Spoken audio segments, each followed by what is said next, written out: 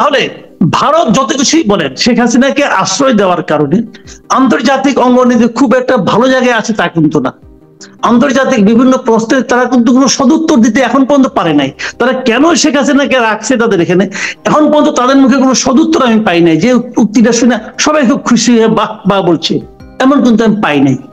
এই প্রশ্নটা আগামী দিনগুলোতে আরো জোরালো হতো। আমরা বলতে পারতাম যে উনার বিরুদ্ধে আদালতে রায় আছে, উনি আসছেন না কেন, আসতে হবে, দিতে হবে, বলতে পারতাম। সেই জায়গায় দেখেন একটা ঘটনা আমাদের এখানে ঘটিয়েছে। কে ঘটিয়েছে? কিছু লোক 32 নম্বর বাড়ি যে ভেঙে দিয়েছে, এবং এই ভেঙে যাওয়ার ক্ষেত্রে সবচেয়ে বড় ভূমিকা কে পালন করেছে? ওই বিদেশে থাকে প্যারিসে এক ভদ্রলোক পিনাকি ভট্টাচার্য, এই লোকটা করেছে। এবং সে বলে দিয়েছে কিভাবে ভাঙতে হবে, বলে দিয়েছে কিভাবে হাতুড়ি বাটাল দিয়ে হলো ভাঙতে হবে। আপনারা সবাই সেখানে যান, যে ভেঙে ফেলেন। তারপরে এরই ধারাবাহিকতায় সারা দেশে ভাঙচুর চলেছে। আওয়ামী লীগ অফিস ভাঙচুর হয়েছে, বিভিন্ন নেতাদের বাড়িঘর ভাঙচুর হয়েছে। লাভটা কি হয়েছে? লাভটা হয়েছে এটা, আপনি শেখ হাসিনাকে ফেরত আনান না, ফেরত না আনতে পারা যে একমাত্র অপশনটা আছে, সেই অপশনটা তৈরি করে দিয়েছেন। কে তৈরি করে দিল? পিনাকি ভট্টাচার্য তৈরি করে দিল। এবং এটা তৈরি করে দিয়ে পিনাকি ভট্টাচার্য কার সুবিধা করলো? ভারতের সুবিধা করলো। এই লোক সারাদিন ভারত ভারত এনটি ভারত এনটি ভারত কথাবার্তা বলে। আসলে সে, আমি বলি, ভারতের একটা এজেন্ট। সে আমাদের এখানে সবসময় একটা আওলা লাগাইয়া আমাদের দেশটাকে অস্থিতিশীল করার জন্য সবসময় সে নানা রকম ফন্দি ফিকির করে এবং উত্তেজনাকর বক্তব্য ছাড়ে। এখানে আমার আরেকটা প্রশ্ন, যে ভারতের এজেন্ট যদি হয় মাসুদ কামাল, মানে তাহলে গণ অভ্যুত্থানে তো তারও গুরুত্বপূর্ণ অবদান, আপনিও স্বীকার করেছেন যে তাদের গণ অভ্যুত্থান ঘটনার, জি এটা নিয়ে আমরা আগেও কথা বলেছি, গুরুত্বপূর্ণ অবদান। মানে তাহলে যদি ভারতের এজেন্ট হবেন, তাহলে গণ অভ্যুত্থান কেন? ভারতের স্বার্থ তো আওয়ামী লীগ সরকার থাকলে সেটি আরো বেশি টিকবে, এটা আপনাদেরও বিশ্লেষণ। তাহলে আসলে উদ্দেশ্য কি? তখনকার উদ্দেশ্য কি আর এখনকার উদ্দেশ্য কি? এখন শুনেন, একটা জিনিস হলো কি, ডিপ এজেন্ট বলতে একটা কথা আছে। তারা প্রথমত কিছু কাজ করে তাদের আস্থায় দেয়, মানুষকে আস্থায় নিয়ে নেয়। তখন যদি এই কাজ, তখন কি সারা দেশে, শুনেন, শেখ হাসিনার পতনটা অনিবার্য ছিল। এটা অগাস্টে হোক, মার্চে হোক, ডিসেম্বরে হোক, যে অনিবার্য ছিল। কারণ তার পাপের ঘোড়া ভরতে ভরতে ভরতে ভরতে এমন এক জায়গায় ছিল, এটা উপচে পড়তই। ওই সময় এই পুরো জনগোষ্ঠীকে আস্থায় নেওয়ার জন্য ওনারা এটা করেছেন। করার পর এখন ওনারা আসল কাজটা করছেন। শুনেন, বাংলাদেশের অস্থিতিশীলতা এটা কার জন্য ভালো? বাংলাদেশে এমন কোন আইন শৃঙ্খলা আছে? ঘোষণা দেয় অমুক বাড়ি কালকে বুলডোজার নিয়ে ঘুরিয়ে দেওয়া হবে, এটা কি আইনের মধ্যে পড়ে? ল এন্ড অর্ডারের কোন সংজ্ঞা এটা ফেলানো যাবে? যাবে না। সিটি কর্পোরেশন বুলডোজার সাপ্লাই করে, ভেঙে দেওয়া হয়, পরের দিন আবার চিফ অ্যাডভাইজার বলে এটা সহ্য করা হবে না। বলে না কি এটা চিফ অ্যাডভাইজার সহ্য করা হবে না। তো সহ্য করার মধ্যে সহ্য করলেন কেন? আপনি সহ্য করলেন, আপনি রেসপন্স আগের দিন দিলেন না কেন? যখন তারা ঘোষণা দিল, ওই মুহূর্তে যে ঘোষণা দিল তাকে আপনি ধরলেন না কেন? ওই মুহূর্তে ঘোষণা তো পিনাকি ভট্টাচার্য দিয়েছে। পিনাকি ভট্টাচার্যের সঙ্গে সরকারের গুরুত্বপূর্ণ ব্যক্তিদের টেলিফোন আলাপ হয় না? পিনাকি যেভাবে চলে দেশ, আমি তো মাঝে মাঝে সন্দেহ করি দেশ কে চালাচ্ছে? ওই বিদেশে অবস্থান তো ওই লোক চালাচ্ছেন, আমাদের গভর্নমেন্ট একটা আছে। আমি এই সন্দেহ করি সে যেভাবে যেভাবে চাচ্ছে এই সবটা সেভাবে তাকে সুযোগ করে দিচ্ছে। যখন সে বললো পিরিয়ড আর দরকার নেই, থামো এখন, তখন সরকার উগ্র হয়ে গেল, শক্ত হয়ে গেল, না আর করা যাবে না। আগে তো বললো না, আগে বললো না কেন? এই পুরো জিনিসটা এরা বুঝে হোক না বুঝে হোক, ওই ভদ্রলোকের ওই যে একটা অশ্রাব্য কথাবার্তা বলে, ল্যাঙ্গুয়েজটা আল্লাহর রহমতে এমন ল্যাঙ্গুয়েজ শুনলে পুরো ওযু নষ্ট হয়ে যায়। সেভাবে বলে, বলার মাধ্যমে কিছু কিছু মানুষ হয় তাদের উত্তেজিত করে, অনেক হুজুরা তাদের পীর মনে করে, এবং এই ঘটনা ঘটছে। এবং সেটা পুরো জিনিসটা আলটিমেটলি কার অ্যাকাউন্টে যাচ্ছে? আমাদের দেশ অস্থিতিশীল হলে কার লাভ রে ভাই? কার লাভ? ইন্ডিয়ার লাভ। এবং তার প্রত্যেকটা কর্মকাণ্ডের এন্ড রেজাল্ট যাচ্ছে ইন্ডিয়ার পক্ষে। আমি এখন আমার ভুল হতে পারে, আমি বলছি না আমি খুব ভালো বুঝছি, আমার ভুল হতে পারে, কিন্তু আমি এইভাবে ব্যাখ্যা করছি। এই ব্যাখ্যার একটা কাউন্টার ব্যাখ্যা দেন না আপনি। কেন আপনি বাড়ি ভাঙার মধ্যে কি অর্জন করলেন বলেন? আপনি কি অর্জন করলেন? মাঝখান থেকে এই জিনিসটা অর্জন করলেন, এখন ওরা বলবে যে এই মহিলাকে ফেরত দিলে সে রাজনৈতিক প্রতিহিংসার শিকার হবে, সে দেশে নাই, তারপরে তার বাড়ি ভেঙে ফেলা হয়, কত বড় পলিটিক্যাল সে ভিক্টিম হয়ে গেছে এখানে, এটা বলবে এখন ইন্ডিয়া। দেখেন তাহলে আপনি আমার কি হলো, আমার তো দরকার শেখ হাসিনাকে। আমার আপনি বাড়ি ভাঙবেন, সরকার যে কোনো সময় ভাঙতে পারতো, এই বাড়ি থেকে আগামীকালকে এসে নাকি উঠতে পারতো, সরকার যে কোনো সময় ভাঙতে পারতো। এখন কেন যখন তাকে নিয়ে আসার আমার প্রয়োজন তখন কেন এই সুযোগটা কে করে দিল? এটা একটা ভয়ঙ্কর, আমরা বলি আমি দেশ একটা ভয়ঙ্কর ষড়যন্ত্রের মধ্যে আছে, এবং এটা মানে কি বলবো, এটা কেন এই ষড়যন্ত্রের সবাই মাথা গোলাচ্ছে আমি জানি না। জি, আমাদের দেশকে বলেন, শেষ করুন, কামাল আপনার কাছ থেকে একটু শুনি। দেখেন এই কাজটা যে ভালো হয় নাই সেটা তো প্রধান উপদেষ্টা একদিনে 2বার বিবৃতি দিয়ে বলেছে, সে তো একদিনে 2বার বিবৃতি দিয়েছে, পরের দিন 2বার। আর ফওয়াদ সাহেব যে কথাটা বলেন, ফওয়াদ ভাই কথা খুবই একমত যে উস্কানি কিন্তু দিয়েছে শেখ হাসিনা, আমি এটার সঙ্গে একমত। কিন্তু শেখ হাসিনা এখন যে বক্তৃতাটা দিল, সে যে মানে অনলাইনে আসলো, উস্কানি দেবার আগেই কিন্তু ভাঙচুরটা শুরু হয়ে গিয়েছিল।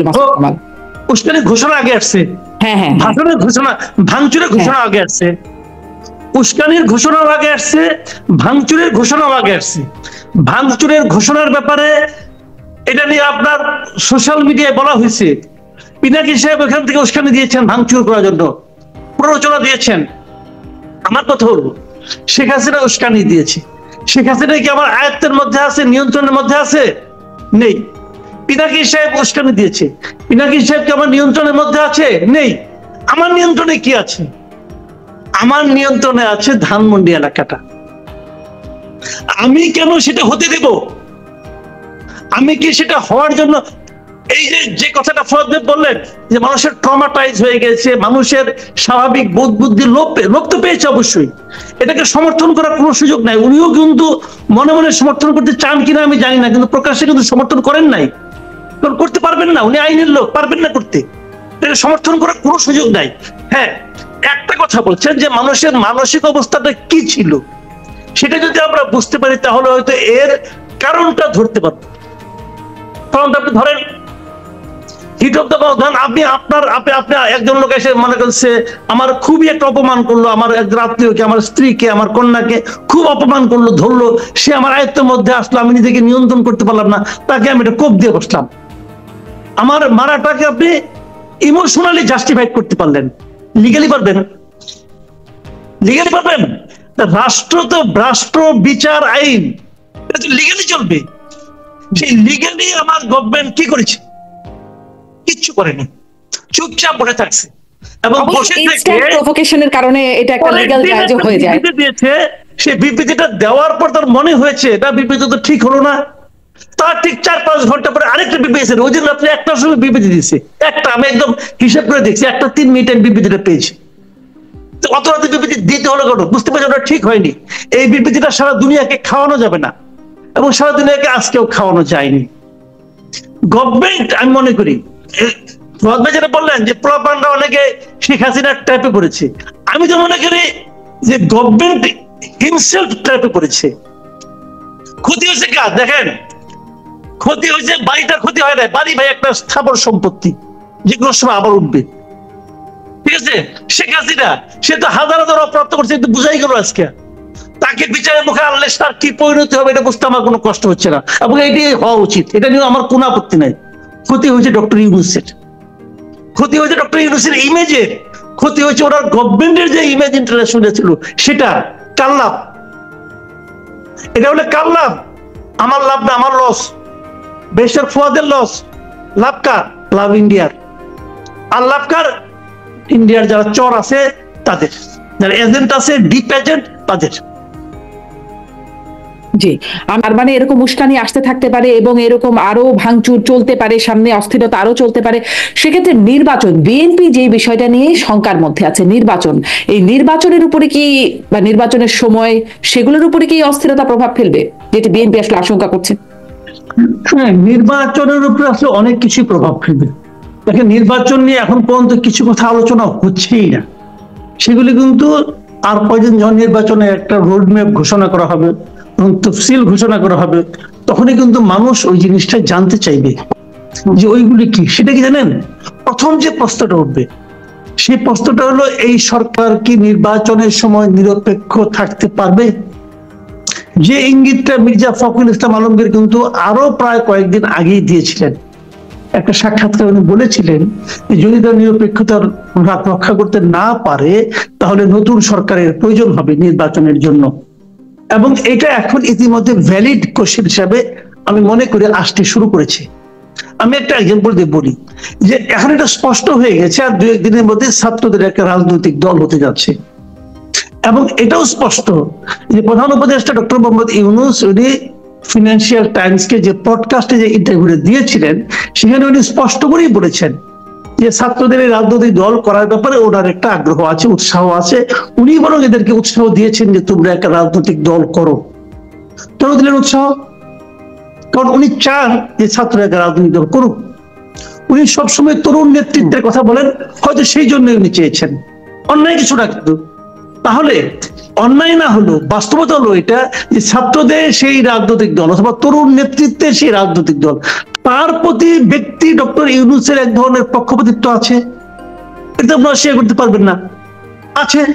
এখন যদি এই দল রাজনৈতিক ইলেকশনে অংশ নেয় এবং যদি ডক্টর ইউনূসের সরকার ক্ষমতায় থাকে, তাহলে এই সরকার প্রধান হিসাবে ওনার যে চাওয়া না চাওয়া, ওনার যে পক্ষপাতিত্ব, এটা কি সরকারের উপর প্রভাব ফেলবে না? এটা কি মাঠ পর্যায়ের প্রশাসনের উপর প্রভাব ফেলবে না? ফেলতে বাধ্য। সেক্ষেত্রে আমি তো মনে করি যে নির্বাচনটা সামনে হতে যাচ্ছে সেই নির্বাচনটা পরিচালনার মতো নৈতিক সক্ষমতা ডক্টর ইউনূস হারিয়েছেন, এটা মনে করি। আমি যদি মনে করি, আমার ভুল হতে পারে, আমি আবারও বলছি আমার প্রত্যেকটা অপিনিয়ন ভুল হতে পারে, কিন্তু আমি যেভাবে ভাবি আমি সেটা বললাম। যদি এর কেউ পাল্টা যুক্তি দিয়ে আমাকে বোঝাতে পারে না, তারটা মেনে নেবো। আমি কিন্তু কোনো কিছু ধরে বসে থাকবো না। আমার তো ভুল হতে, আমি ক্ষুদ্র মানুষ, ভুল করতে পারি। আমি এই কথাটা আমি গত কয়েকদিন ধরেই বলছি যে আগামী নির্বাচনটা পরিচালনার মতো যে নিরপেক্ষতা প্রয়োজন, সেই নিরপেক্ষতার জায়গাটাতে ডক্টর ইউনূস আর নেই। এটাকে আপনি কিভাবে খণ্ডন করবেন? দীর্ঘ সেই সময়টা, সেটি একটু মাসুদ কামাল আপনার কাছ থেকে শুনতে চাই। এতদিন যে আলোচনাটা আসছিল আওয়ামী লীগের নানান রকম অত্যাচার অনিয়মের কথা এতক্ষণ আলোচনা হচ্ছিল, এবং তারপর আওয়ামী লীগ তাড়াতে বা আওয়ামী লীগের তৈরি অস্থিরতা সেটি মোকাবেলা করতে করতে আবার একটা দীর্ঘ সময় আমাদের এখানে কি স্বস্তি, মানে আমাদের দেশে কি স্বস্তি ফেরা, সেটি কি একটা দেখেন, ডক্টর ইউনূস কিন্তু তার দ্বিতীয় ভাষণে একটা কথা বলেছিলেন, যখন তিনি সংস্কারের কথাটা বললেন, যখন সংস্কার কমিশনগুলি করলেন না প্রথমবার, তখন উনি বলেছিলেন যে সবচেয়ে আগে সংস্কার করতে হবে, আমাদের নিজেদের সংস্কার করতে হবে। ডক্টর ইউনূস এ পর্যন্ত দায়িত্ব নেওয়ার পর যতগুলি কথা বলেছেন, এটা হলো আমার কাছে মানে $1 মিলিয়ন একটা সেন্টেন্স ছিল এটা, যে আগে আমাদের নিজেদের। বেশি ফওয়াদ যে কাহিনীটা বললেন, উনি নিজেও একজন আইনজীবী, কিন্তু উনি এই কথাটা আরেকদিন আমার সঙ্গে আলাপ করছিলেন ব্যক্তিগত পর্যায়ে, যে এটা কিন্তু একটা ভয়ানক ঘটনা, ভয়ানক দৃশ্য। বেশি দূর যাওয়ার দরকার নাই, আপনি সিম্পল একটা কাজ করেন।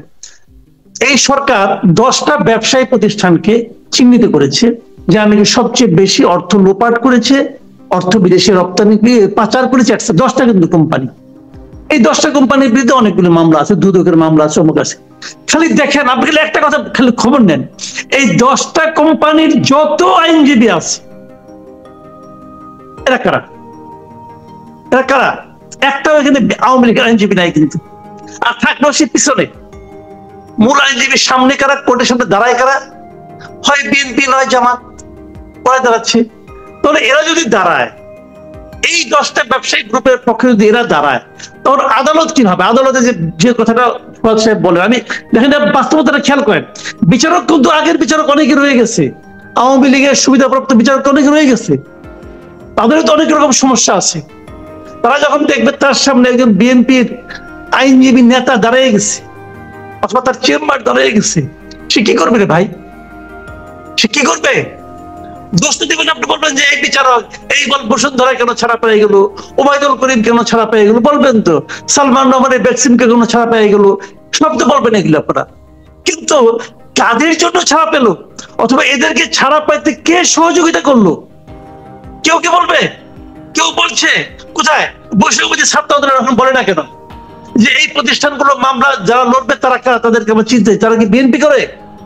যদি বলা হয় যে এই যে পক্ষে দাঁড়ালে পরে তুমি বিএনপি করতে পারবে না, সবাই বিএনপি ত্যাগ করবে কিন্তু মক্কেল ত্যাগ করবে না। এত টাকা বিএনপি ত্যাগ করবে রে ভাই, বললাম তো বিএনপি ত্যাগ করবে কিন্তু মক্কেল ত্যাগ করবে না। বিএনপির কোন আইনজীবী নেতা নাই যারা নাকি এই 10টা প্রতিষ্ঠানের মামলা করতেছে না? দেখান, হাত দেয় খুঁজে দেখান, ফত সাহেব বলো, ওদের সব জানে। তো এই যে পেইন গুলো, এই পেইন গুলো কি ডক্টর ইউনূসের সেই কথার সঙ্গে লাগছই না? তুমি আগে নিজেকে সংস্কার করেন। তার মানে আপনি তো এদেরকে টিকে রাখতে চাচ্ছেন, আপনি এদের কাছে চাঁদা নিচ্ছেন। বসুন্ধরা চাঁদা কেনা নিচ্ছে বলেন আপনি? এই আমাদের সাংবাদিকদের মধ্যে বিএনপি পন্থী সাংবাদিক কাদের গনি চৌধুরী, উনি চাকরি নিছে, জাস্ট চাকরি নিছে ওদেরকে রক্ষা করার জন্য। কি করছে বিএনপি তার ব্যাপারে? সে এখনো বিএফএস এর লিডার আছে না? তো এগুলি তো হচ্ছে, তো এগুলি বলে লাভ নেই ভাই, এগুলো না বাস্তবতা, এগুলো মানে আগে এক পন্থী ছিল, এখন আরেক পন্থী যাচ্ছে, ঘটনাটা একই রকম ভাবে চলছে। একই যেই লাউ সেই কুদু বলে না গ্রামে, গ্রামে যে প্রভাবটা আসছে এটা কিন্তু যেই লাউ সেই কুদু, এটা কিন্তু ইংরেজি কোনো ভার্সন পাবেন না ভাই, এটা বাংলা থেকে কেবল প্রযোজ্য, এটা আমাদের দেশের জন্য প্রযোজ্য, যেই লাউ সেই কুদু। আপনি কি করবেন? এই দেশের মানুষ হাজার হাজার বছর অভিজ্ঞতা থেকে এই শব্দটা ব্যয় করছে, এই জাতির জন্য এটা অ্যাপ্রোপ্রিয়েট শব্দ। বাকিটা কি হবে আল্লাহ জানে।